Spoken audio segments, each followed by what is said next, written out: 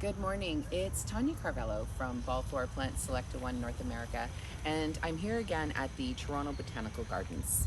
It's the very end of the season. We are into Monday, September 27th. So it is a stretch for annuals to continue to thrive into these cooler nights and heavy rains we've had the fall season starting. But we thought we'd showcase some of them that are still doing well down here before the beds get cleaned up. The beginning I'm going to start with is the Beacon Impatience.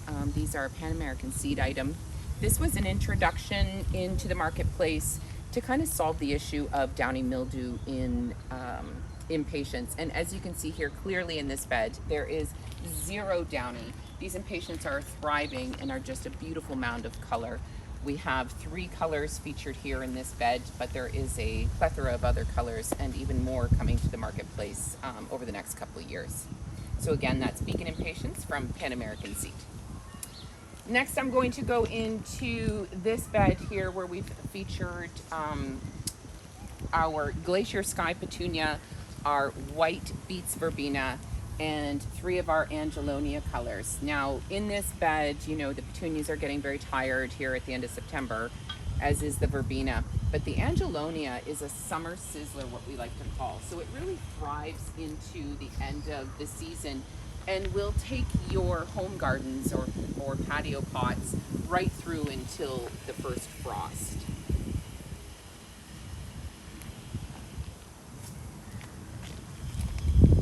Next, I'm going to head into this very vibrant bed. Every time I've come down this year, the photographers have all been here to take photography of the hummingbirds that completely dive bomb our Roman red salvia. They just love it. Extremely fragrant, and all it's done is let us know that we need to plant more salvia here next year for all the hummingbirds. In front of the Roman red salvia, we have our new shamrock lantana. This is a new variety to the marketplace. It is a very robust, mounded habit lantana. Great pollinator plant. Beautiful color here that you can see in this garden that is still thriving, and it's the end of September. Looks fantastic. We've got the orange, we've got the rose, the peach, and the white featured in this garden here. At the front of the garden, we have the flamethrower Coleus. This is a mounded habit Coleus. It has started to take over the bee's knees petunia. The bee's knees don't particularly like the cooler nights we've had, so they're very tired.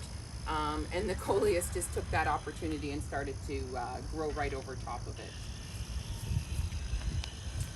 Nextly, I'm going to just have you turn around so we can show Jenny the dahlia beds.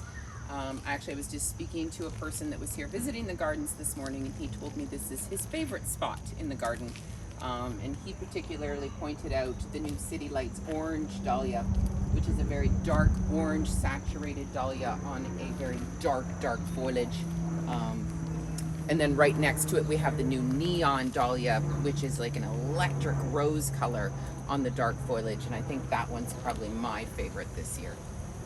This bed is just full of bees. These dahlias are thriving. There is no mildew in here. Big, robust dahlias, just putting on a beautiful color show here. Of course, next to the butterfly bush, look at this beautiful monarch here. And then into this last bed on the left-hand side here across from the greenhouse today, we have the purple and bloom salvia as a backdrop. Again, the hummingbirds have absolutely loved feasting in there this summer. And then in front of it, we had some new Coleus introductions from Ball Floor Plant. We have the limewire Coleus, which is the darker leafed Coleus. We then have the Vulcan Coleus, which is a rich burgundy with the chartreuse edging. We then have Copperhead Coleus, which is a more rustic color with the chartreuse edging.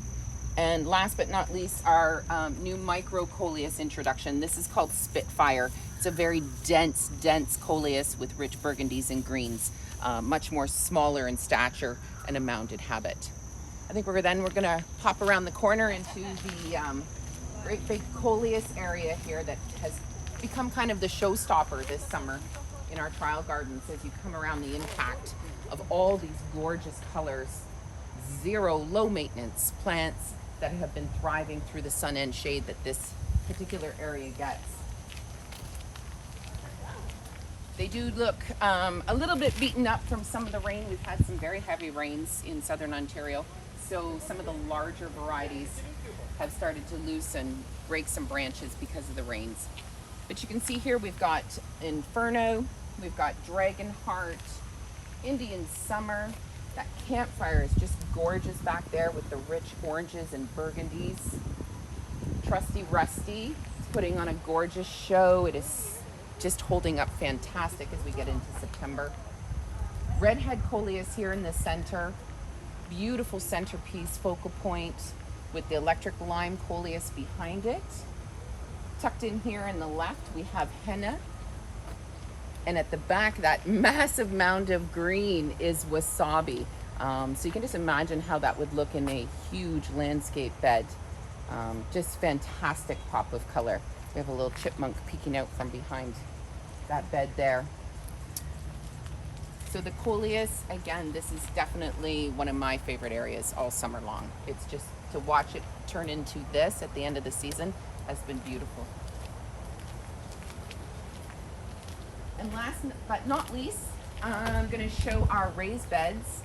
This year, as this backdrop, coming up these trellises on either side of this arbor, we decided to do our Ipomea, which is called Solar Tower. This is a climbing potato vine.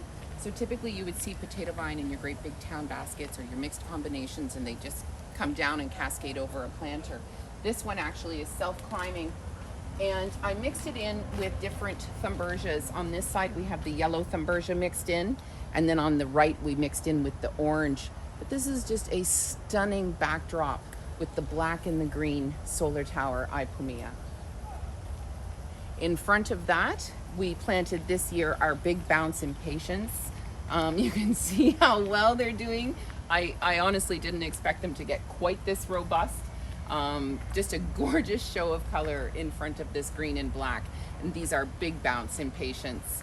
And then at the raised bed, just in front of that is our regular Bounce Impatience. The unique thing about Bounce Impatience is for people that go away on holidays or busy and not watering and maintaining maybe their garden beds every day. These can take a really hard dry down through the summer, and a quick water will revive them and bounce them right back into life. So that's kind of the quick end tour for what we did here this year in our first ever trial gardens at the Toronto Botanical Garden. We are super excited to bring this back to you next year and can't wait to start the planning process in a couple of weeks. We hope to see you then.